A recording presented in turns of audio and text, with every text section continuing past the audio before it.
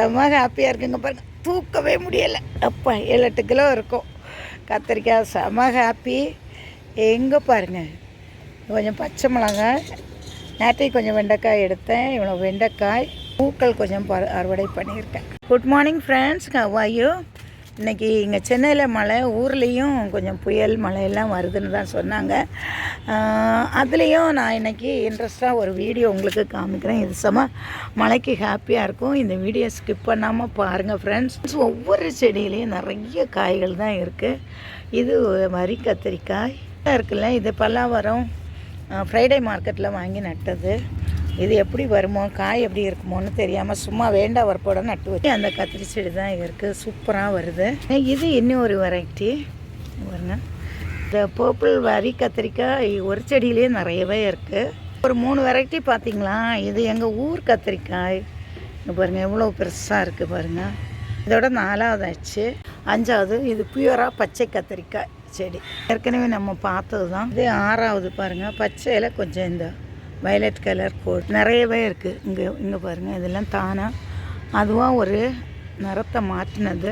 கத்திரிக்காயும் பார்த்துட்டு நம்ம பறிக்கலாம். இது ஊர் கத்திரிக்காய் பாருங்கள். இதுவும் ஊதா க்ரீன் கலரும் கொஞ்சம் லைட்டாக. இது 6வது வெரைட்டி. 6வது வெரைட்டி. இது பாருங்கள் கொஞ்சம் லைட் க்ரீனும் ஊதா கலர். இது ஒன்று இப்போ புதுசாக ஒரு வெரைட்டி உருவாகிருக்கு. 7 ஆயிடுச்சா? இப்போதைக்கு எனக்கு 7 வெரைட்டி இருக்குது.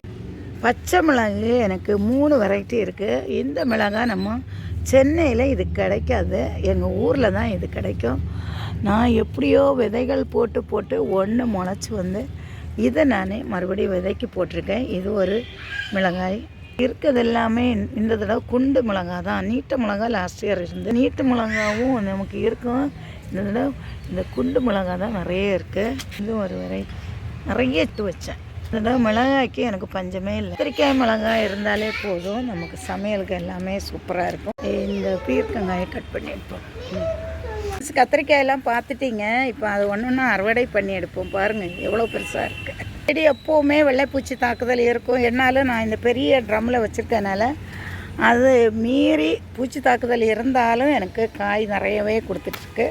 இங்கெல்லாம் இருக்குன்னு பாருங்கள், எவ்வளோ இருக்குன்னு பாருங்கள். 3 எடுத்துட்டேன். அதுக்கு இந்த பாஸ்கெட் கொண்டு வந்திருக்கேன். நிறைய கத்திரிக்காய் இருக்குது, பார்க்கலாம். இந்த 3 பறிச்சேன். இப்போ பாருங்கள் இன்னும் 2 இருக்குது. ஃப்ரெண்ட்ஸ் செம்ம ஹாப்பியாக இருக்குது. நான் வீட்டில் எல்லாம் சமையல் மத்தியானக்குள்ளது எல்லாம் முடிச்சுட்டு தான் இதை அறுவடை பண்ண வந்தேன். ஏன்னா இங்கே வந்துட்டு எனக்கு லேட் ஆகும் போகிறதுக்கு. வெயிட் தாங்காமல் நிற்கும். கத்திரிக்காய் பாருங்கள், ஒன்றும் அவ்வளோ பெருசாக இருக்குது. 2 காய் இருக்குது.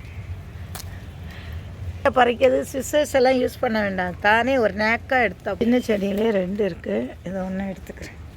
ஊர் கத்திரிக்காய் கொஞ்சம் பறிக்கவே முடியலாம் இருக்குது ஃப்ரெண்ட்ஸ். இதே மாதிரி பூச்சி தாக்குதலும் இருக்கும். ஃப்ரீயாக இருக்கும்போது இந்த இலைகளையெல்லாம் எடுத்து விட்டேன்னா காய் நிறைய. நான் போன சாட்டர்டே இலையெல்லாம் ஈவினிங் எடுத்து விட்டேன். பாருங்கள் சூப்பராக காய் வந்துருக்கு. பாருங்கள் ஃப்ரெண்ட்ஸ் எவ்வளோ பெரிய கத்திரிக்காய். நம்ம நட்ட கத்திரிக்காய் எதுவுமே வீணாகாது. இதை பாருங்கள் வெள்ளரிக்காய் எவ்வளோ பெருசாக இருக்குது. நான் ஊர்லேருந்து கொண்டு வந்த விதை. இன்றைக்கி எவ்வளோ கத்திரிக்காய், கொஞ்சம் காராமணி. இந்த வெள்ளரிக்காய் ஒன்று பாருங்கள், இது நமக்கு பச்சடி வைக்கலாம். எல்லாத்துக்குமே காய் இருக்குது.